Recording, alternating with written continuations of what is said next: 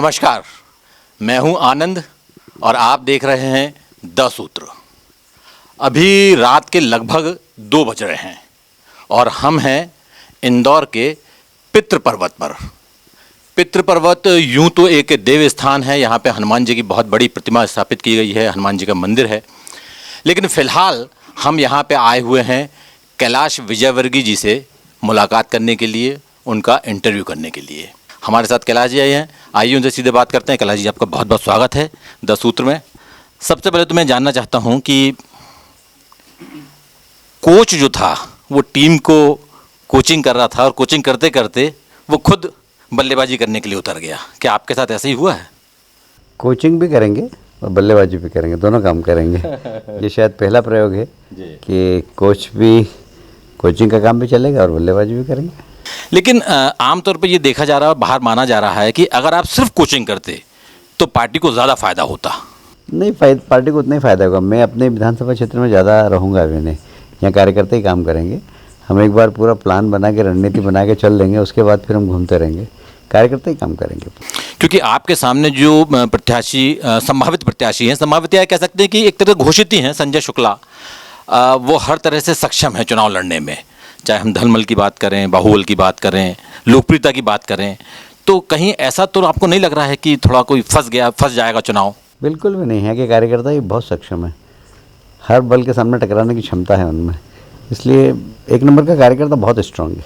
कैलाश जी, मैदान में जब आपका नाम आया तो मालवा निमाड़ में जो आपसे जुड़े हैं और जो आपको जानते हैं कार्यशैली में, तो उसके बाद ये बात चलने लगी आप सीएमशिप के लिए आ गया। और सीएमशिप का जो, हालांकि आप इस सवाल का कितना जवाब दे पाएंगे पार्टी गाइडलाइन में, लेकिन मैं जनता के मन में जो बात है आपको बताना चाहता हूँ, जिससे आप जनता को क्या मैसेज देना चाहते हैं बता दें हमारे माध्यम से।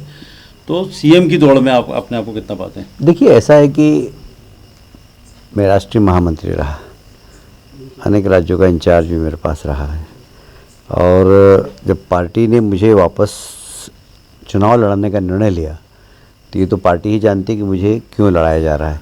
एकदम मैं कह दूं कि हाँ मुझे सीएम बना जाएगा तो ये भी मैं नहीं कह सकता, और इसलिए मैं सिर्फ अभी इतना ही कह सकता हूँ कि पार्टी ने मुझे कुछ लड़ाया है तो सोच समझ के लड़ाया होगा। आप बेबाकी के लिए जाने जाते हैं और ये भी कहा जाता है अक्सर कि कैलाश जी का अगर कोई दुश्मन है तो आवेग में या आवेश में आके कही गई बात, उनके बोल वही दुश्मन बन जाते हैं। तो क्या इस चुनाव में संयमित रहेंगे, क्योंकि आपके अक्सर आपके सहयोगी, आपके कलीग, आपके शुभचिंतक जो भी हैं वो भी आपको सलाह देते रहेंगे, क्या ऐसे मानते हैं आप?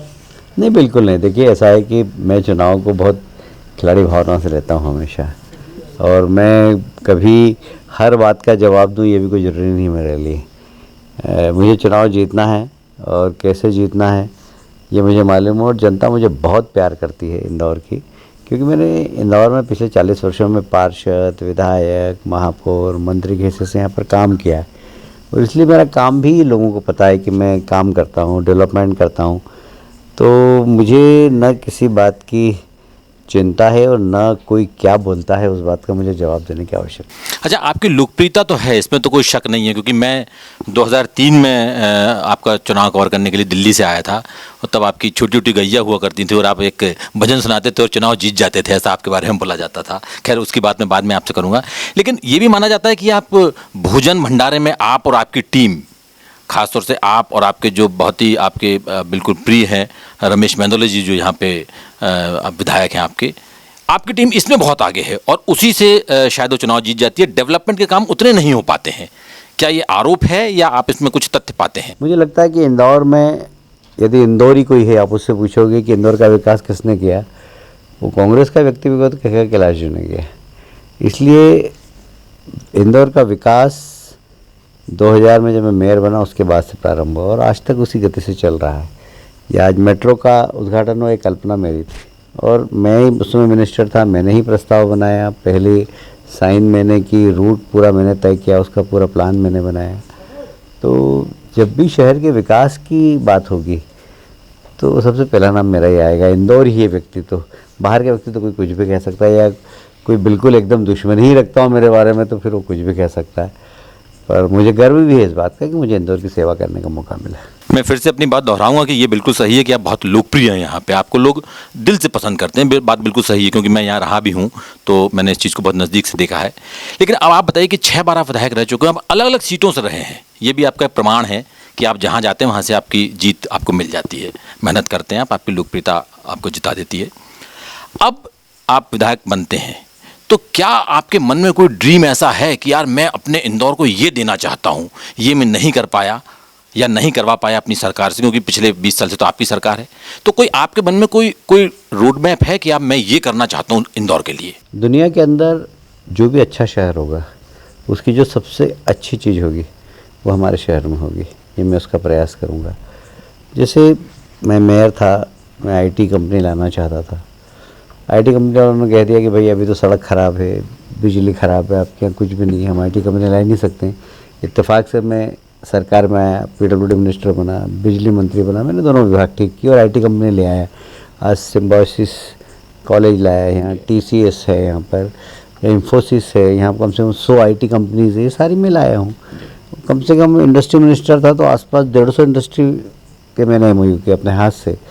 तो मैं कह सकता हूँ कि मैंने काम किया और मुझे सेवा करने का इंदौर का मौका मिला और इंदौर की जनता ने हमेशा मुझे प्यार किया। आपने एक बात और कही कि मैं अलग अलग सीटों से लड़ा, अलग अलग सीटों से लड़ा, वो सब टफ सीट। 4 नंबर भी पहले कभी एक बार कांग्रेस जीती, कभी मैंने गढ़ बनाया। 2 नंबर कभी कांग्रेस जीती नहीं, आज गढ़ बनाया। आज रमेश जी वहाँ से देश में सर्वाधिक वोट से जीतते हैं। महू हमारी डी श्रेणी की, आज किसी को भी लड़ा दो महू से जीतेगा। ये यहाँ से मैं 1 नंबर से लड़ रहा हूँ, यहाँ मैं इतना काम करूँगा कि यहाँ पे कोई भी लड़ेगा जीतेगा। देखिए, काम करना चाहिए जनता का, जनता को सुविधाएं चाहिए, जनता को अपनी, जिस जनता ने आपको वोट दिया है वो समस्या विहीन हो जाना चाहिए, बस वहाँ समस्या नहीं होना चाहिए। कैलाश जी, मेरा एक सवाल है, इसी सवाल को एलोबरेट करूँगा अलग अलग सीट वाली बात पे। जब कैलाश जी का प्लेन ऊपर तेजी से उड़ रहा था, प्रदेश की राजनीति का षड्यंत्र कहें या आपका भाग्य कहें, अचानक आपको मऊ भेज दिया जाता है, ये सोच के कि राजनीति का अंत हो जाए डी श्रेणी में, ऐसा जनता का मानना है, हमारा नहीं, जनता में जो वेव्स आई, और आप विषम परिस्थिति में जीतते हैं 12-13 हज़ार से वहाँ पर। तो अब ये 1 नंबर जो है आपके लिए पीस ऑफ केक मानी जा रही, क्योंकि 2-3 जो आपने जिस तरह गढ़ बना दिया 4, तो इसमें यहाँ कितने मार्जिन जीतेंगे, क्या आपको लग रहा है? तो देश की जो, प्रदेश की जो सबसे टॉप 5 सीट होगी ना, उसमें से एक होगी जीत। टॉप 5 सीट वाले थे। दूसरा, इंदौर की अभी जैसे आपने आनंद जी ने सवाल किया कि इंदौर में जीतने के बाद, चूँकि आप बहुत प्रमुख भूमिका, मुख्य भूमिका में रहने वाले हैं, तो जाहिर है कि सरकार में जो निर्णय होंगे उस पर प्रभावित रूप से आपका वो रहेगा। तो इंदौर में नाइट कल्चर को लेके आपने भी कई बार सवाल उठाया, और नाइट कल्चर एक बार कई लोगों के मन में दर्द भी होता है, बाहर के बच्चे आगे, तो इस पर आपका कुछ एक्शन रहेगा, इसको लेकर कोई? देखिए, मैं खुलेपन का विरोधी हूँ। यदि आप ड्रिंक करते हैं तो कमरे में करिए, पर ड्रिंक करके घूमना, अश्लील कपड़े पहनकर घूमना, अश्लीलता करना सड़क पर, ये थोड़ा सा मैं पसंद नहीं करता, क्योंकि शहर की एक परंपरा रही है, शहर बहुत शानदार शहर रहा है हमारा, और ये मतलब देवी अहिल्याबाई का शहर रहा है, जो शिव भक्त थी, जिन्होंने अपने बेटे को भी सजा दी। तो इस शहर के अंदर हमारे संस्कार, संस्कृति, हमारी परंपरा, हमारे नाइट कल्चर पहले से है, ऐसा नहीं है देश में कहीं नहीं था, तो उसके पहले से हमारे नाइट कल्चर है। हमारे यहाँ सराफा रात को 2 बजे तक खुला रहता है, और लोग परिवार सहित जाते हैं, और रात को 2 बजे भी आराम से महिलाएं वगैरह सब आती है। तो इस शहर में नाइट कल्चर है, पर नाइट कल्चर के नाम पर जो नशा खोरी चालू हो गई, ड्रग्स चालू हो गए हैं, वो थोड़ा सा ठीक नहीं है, तो उस पर हम थोड़ा कंट्रोल करेंगे। कैलाश जी, मैं थोड़ा सा आपके इलाके से बाहर निकलना चाहता हूँ, मैं प्रदेश की बात करना चाहता हूँ। अगर अर्थमेटिक के हिसाब से देखें, अंकगणित के हिसाब से देखें, तो ऐसा लग रहा है कि इस बार बीजेपी कहीं भी बहुत अच्छा नहीं कर पा रही है। अगर हम ग्वालियर चंबल की बात करें तो अभी जो मैसेज आ रहे हैं, अभी जो इनपुट आ रहा है हम लोग के पास, वो लग रहा है कि बहुत अच्छा परफॉर्मेंस वहाँ नहीं होने वाला है। मध्य भारत को अगर छोड़ दिया जाए तो महाकौशल की हम बात करें, विंध्य की बात करें, अब सारा दारोमदार आके टिक जाता है मालवा पे। सीट भी बहुत ज़्यादा हैं, यहाँ पे गढ़ भी रहा है, माना जाता है कि पूरा जो इलाका है ये आरएसएस का और बीजेपी का गढ़ रहा है। आपके जैसे कद्दावर नेता भी यहाँ पे हैं। आपको क्या लग रहा है, आपका आज का कैलकुलेशन क्या बोल रहा है? आउट ऑफ 66 आपको क्या लग रहा है, क्या परफॉर्मेंस आप दे पाएंगे? कम से कम कम से कम 45 सीट जीतेंगे हम, और इससे ज़्यादा भी जीतेंगे तो मुझे आश्चर्य नहीं होगा। लेकिन एक बात ये कही जा रही है कि जो आपका बहुत सारा बेल्ट जो है निमाड़ वगैरह का देखा जाए तो आदिवासी इलाका भी बहुत ज़्यादा पड़ता है, आदिवासी बहुत ज़्यादा खुश नहीं है बीजेपी से, तो क्या आपको लगता है उसका कोई असर पड़ेगा? और बिल्कुल नहीं, आदिवासियों के बीच में लोग जाते ही नहीं हैं। आप क्षमा करना, कांग्रेस के लोग नैरेटिव बनाते हैं।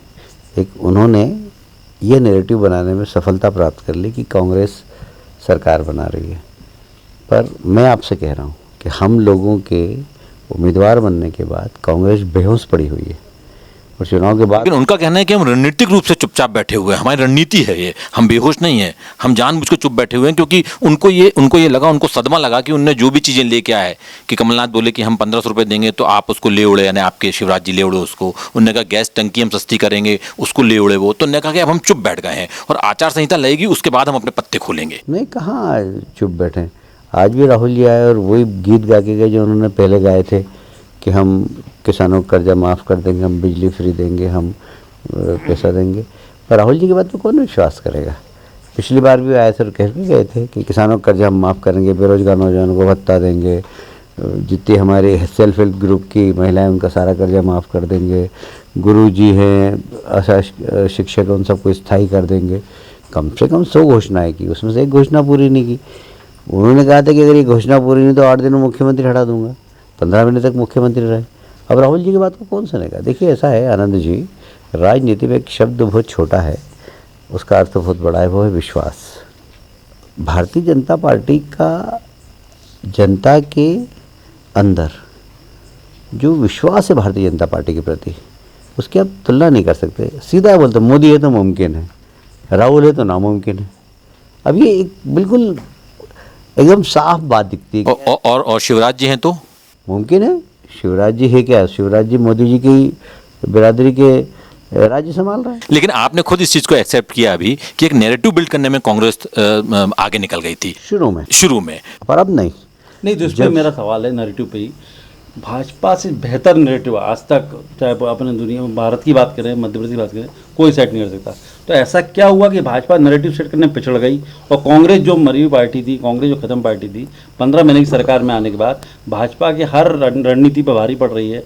भाजपा की इतनी घोषणाएं हो गई, हर वर्ग को आपने लाभान्वित कर दिया। उसके बाद अगर बात करेंगे आप इमोशन पे, तो कांग्रेस बराबर में खड़ी हुई है, फाइट में आ गई। आप लोग आने के बाद एक मैसेज जरूर गया, लेकिन जो अप एज आना चाहिए वो कहीं ना कहीं चर्चा में क्यों नहीं आ रहा? अप एज आ गया है, मैं आपसे कह रहा हूँ। और कर्नाटक चुनाव के बाद कांग्रेस बहुत उत्साह में आकर उन्होंने इस प्रकार के आंकड़े के, जैसे कितना बड़ा झूठ बोलती है कांग्रेस, आज तक का सर्वे दिखा दिया उन्होंने, और बीजेपी की 70 सीट बताई और अपनी 150 सीट बता दी।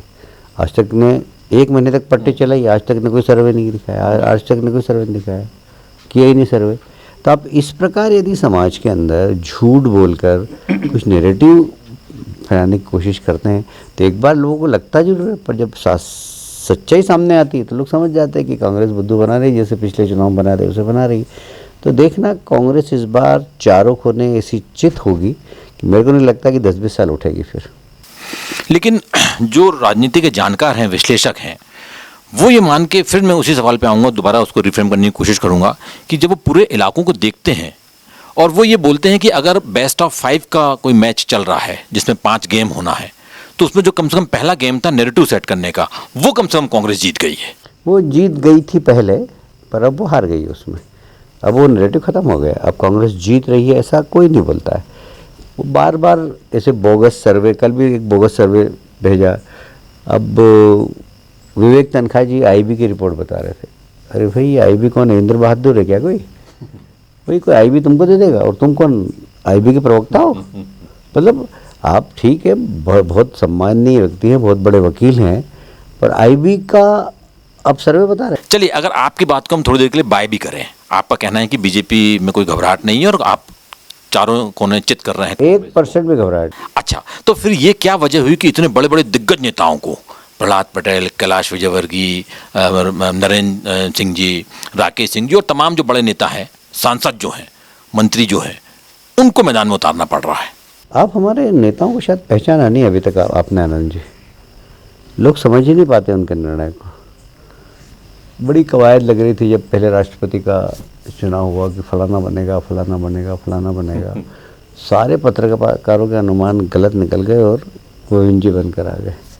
फिर दूसरा राष्ट्रपति का चुनाव आया, सब चैनल वालों ने कहीं एक्स का नाम दिया, वाई का नाम दिया, जेड का नाम दिया, और वहाँ से निकलकर मंदिर में बैठी हुई एक आदिवासी महिला को राष्ट्रपति। इसे चुकाने वाले निर्णय करने की हमारे नेतृत्व में आदत है। तो इसको आप इस सेंस में मत लीजिए कि कहीं बीजेपी कोई कमज़ोर थी इसलिए ले लिया। सबको चौंकाने की आदत है और अपने विपक्ष को धराशायी करने का शौक है उनको। तो इस शौक में उन्होंने कर दिया और विपक्ष धराशायी है, बेहोश है। ये मेरा चौंकाने वाले सवाल है कि शिवराज जी अभी सीएम हैं, तो पार्टी उनको बैकफुट पे क्यों ला रही है? मतलब जहाँ चाहे जन आशीर्वाद यात्रा जो वन मैन शो था उसको बांट दिया, क्या पार्टी को लगता है कि शिवराज के नेतृत्व में चुनाव नहीं जीत पाएंगे? पहला सवाल। देखिए, हमारे यहाँ वैसे भी कलेक्टिव लीडरशिप रही हमेशा। चूँकि पहले मुख्यमंत्री थे, एक पार्टी हम लोग तय कर लेते जन आशीर्वाद 4 महीने की निकालना है, मुख्यमंत्री जी प्रवास कर रहे थे, इसको जन आशीर्वाद में नाम परिवर्तित कर दिया और वो 4-6 महीने की जन आशीर्वाद यात्रा निकालते थे।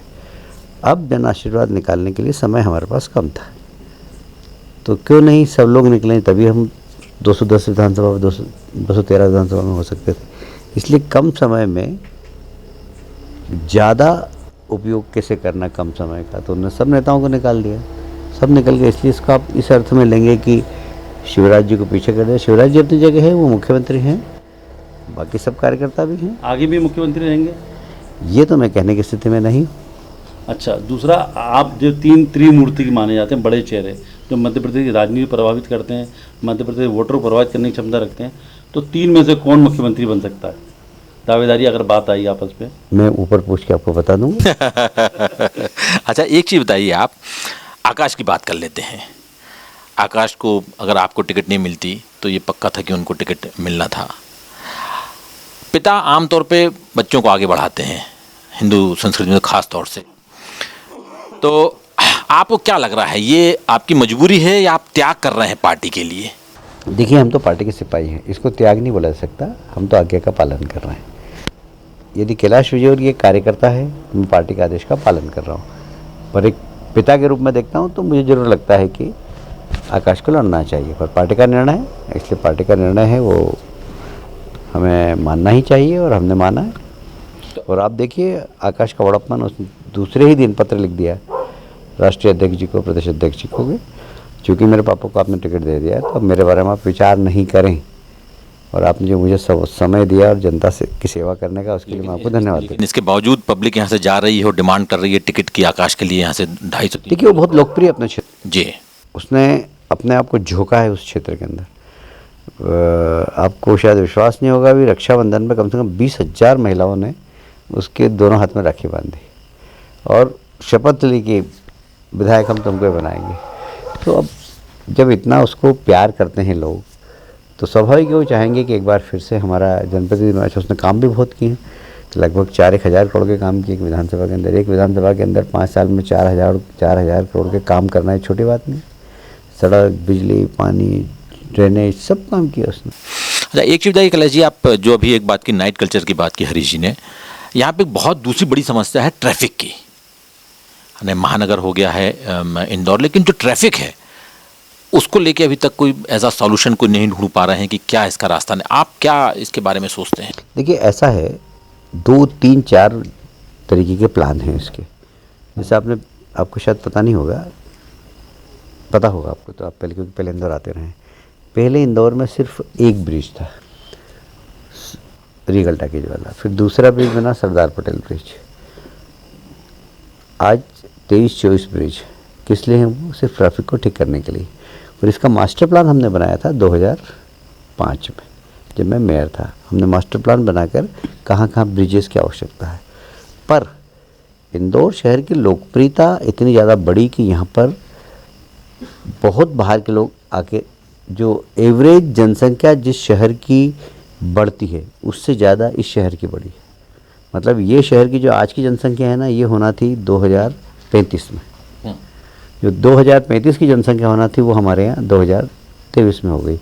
इसलिए डिसेंट्रलाइजेशन ऑफ सिटी होना चाहिए। तो ये मेट्रो का जो प्लान लाया है वो हम इसीलिए लाए हैं। इस मेट्रो को हम चलाएंगे सांवेर तक, उज्जैन तक, देवास तक, घाटा बिल्लौद, पीतमपुर।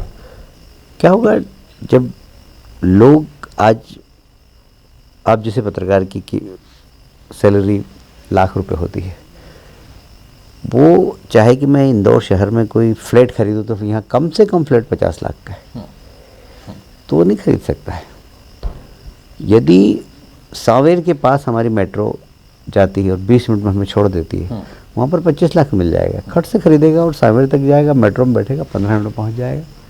और तो हमने डिसेंट्रलाइजेशन ऑफ पॉपुलेशन करने का जो सोचा है प्लान, ये बात सही है कि इसमें समय काफ़ी लगेगा, पर हमारा प्लान है और हम मेट्रो को देवास से, उज्जैन से, पीतमपुर से, घाटा बिल्लौद, महू, इन सब से जोड़ देंगे।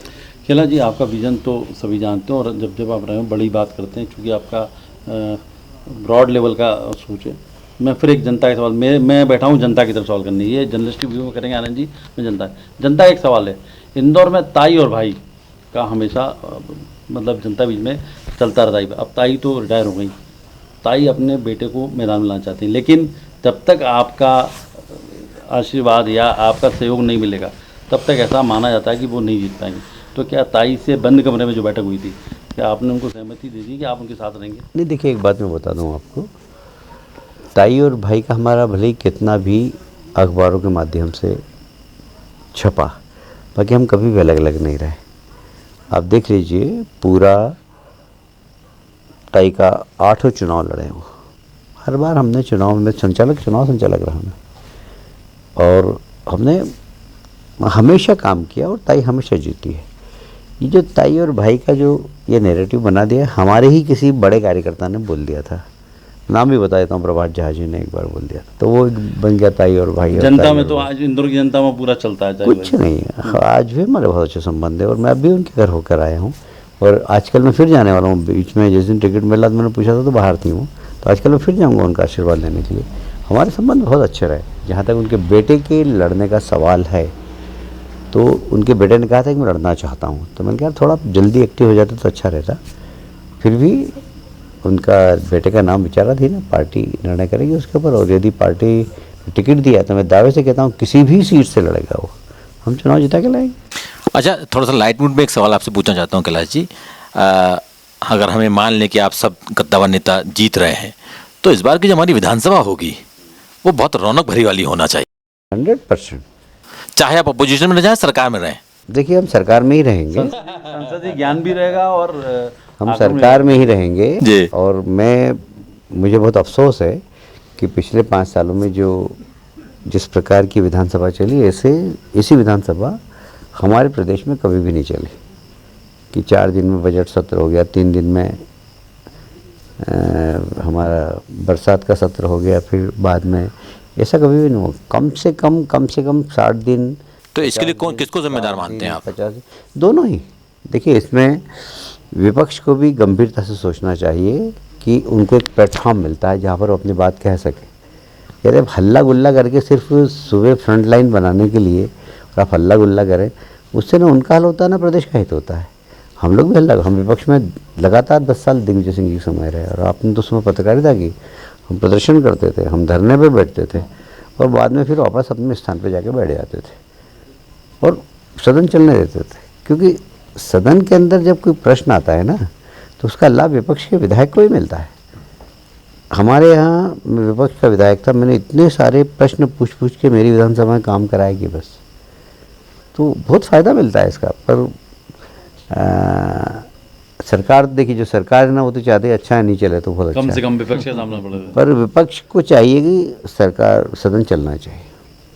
अच्छा, एक आपके पास आज की तारीख में क्या नंबर है, कोई आपने कैलकुलेशन किया कि प्रदेश में आप कितनी सीटें जीतने जा रहे हैं? हम 150 से ज़्यादा जीतेंगे।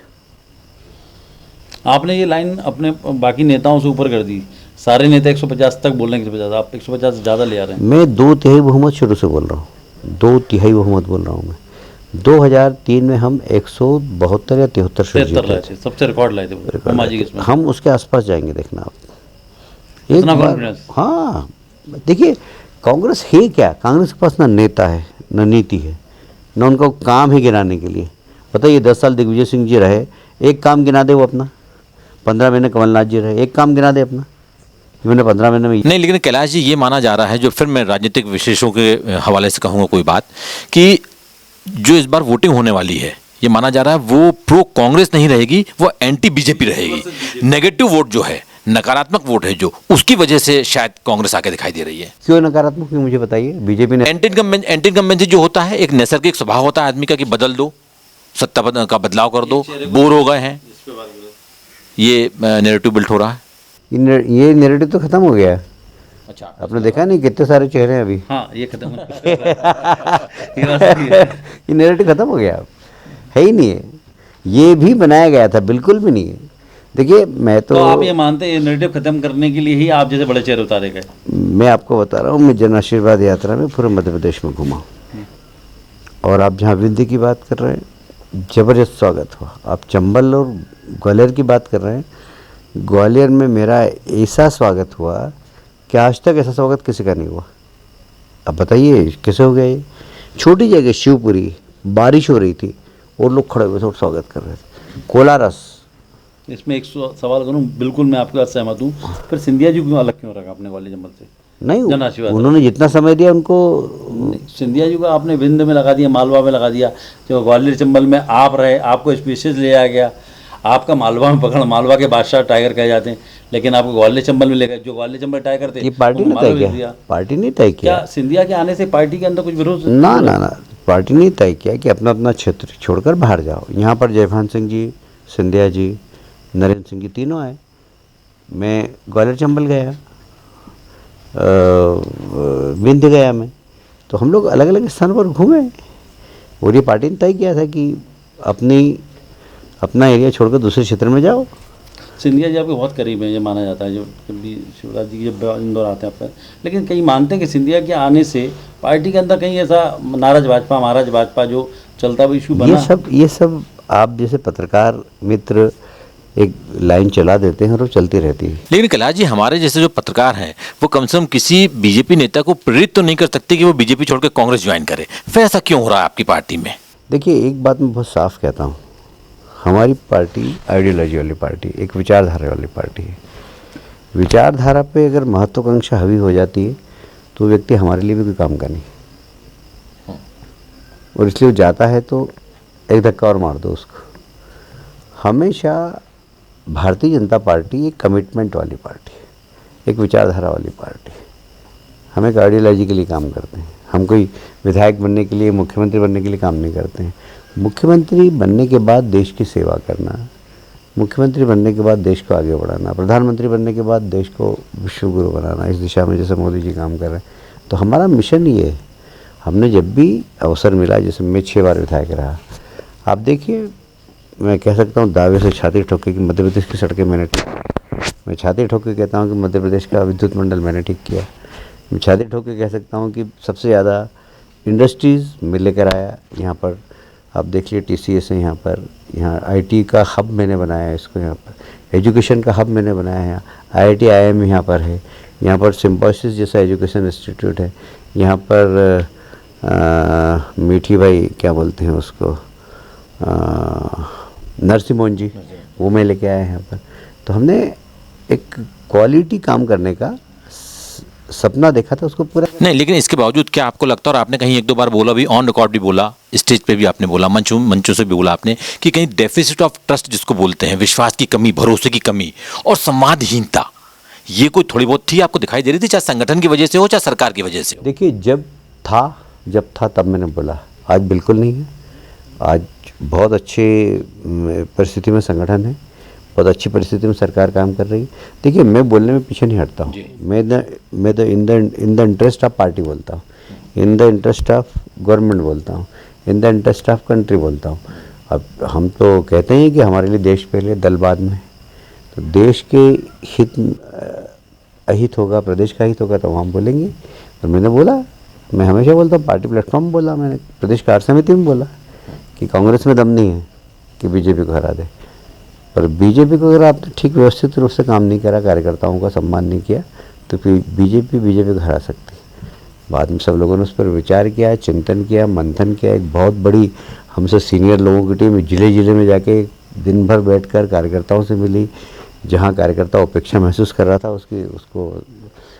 उसकी बात सुनी, उसके जो काम थे वो हमने किए, और उसको लगा कि अब हमारी पूछ फरक भी हो रही है और हमारी उपेक्षा नहीं हो तो रही। अब ये जो कार्यकर्ताओं की नाराजगी की बात सामने आ रही थी, लगातार ये बात आ रही थी जो आप खुद एक्सेप्ट कर रहे हैं कि कार्यकर्ता कहीं ना कहीं मायूस हो गया है, नाराज हो गया है, उसकी बात नहीं सुनी जा रही है, आपको लगता हाँ था? अच्छा, आज नहीं, आज तो जन आशीर्वाद यात्रा में कार्यकर्ता घर से बाहर निकल के जो उसने स्वागत किया है कि आप कल्पना नहीं कर सकते। आप हमारी जन आशीर्वाद यात्रा की सफलता देखिए। जन आक्रोश यात्रा कांग्रेस की निकल रही है, बताइए, जहाँ पर उनका दमदार कोई नेता है वहाँ पर स्वागत हो रहा है, बाकी वो अपने जेब के पैसे खर्च करके भी भीड़ इकट्ठी नहीं कर पा रहे हैं। हमारे यहाँ मतलब हमारी 12 बजे रात को सभा हुई है, रतलाम में मेरी सभा 11:30 बजे हुई, सोनकच्छ में 12 बजे हुई, और 12 बजे जनता खड़ी हुई, बारिश भी आ रही है तो भी जनता खड़ी हुई छाता लेके। तो ये जनता का प्रेम है भारतीय जनता पार्टी के प्रति। चला जी, मैं एक बात जानना चाहता हूँ कि जो फैसला लिया हाईकमान ने, क्या लेने में देरी नहीं करती सारी चीज़ें? ये अगर परसेप्शन बना, इस निर्णय मतलब लेने की स्थिति देरी होती गई, उस वजह से बना, अगर पहले ले लिया गया होता तो शायद ये परसेप्शन बनता ही नहीं, कांग्रेस कहीं खड़ी नहीं होती। इससे कितना आप सहमत होते? नहीं, आपकी बात मैं ऊपर वालों को बता दूंगा, पर हमारे ऊपर के नेताओं को बड़ा कॉन्फिडेंस था, हम ठीक कर लेंगे। कर दिया उन्होंने, ठीक है। अच्छा, एक जनता की तरफ से फिर सवाल, आप चूँकि कोर कमेटी में रहते हो, बड़े हर अपनी बैठकों में रहते हो, एक गिव अप प्लान की बात चल रही थी, हम ही लोग चलाते रहते सूत्रों के हिसाब से, और उसका एक नज़ारा दिख गया यशोधरा सिंधिया के रूप में। तो क्या और भी मंत्री और विधायक गिव अप प्लान में इस तरह आएंगे सामने जो खुद ही टिकट छोड़ेंगे?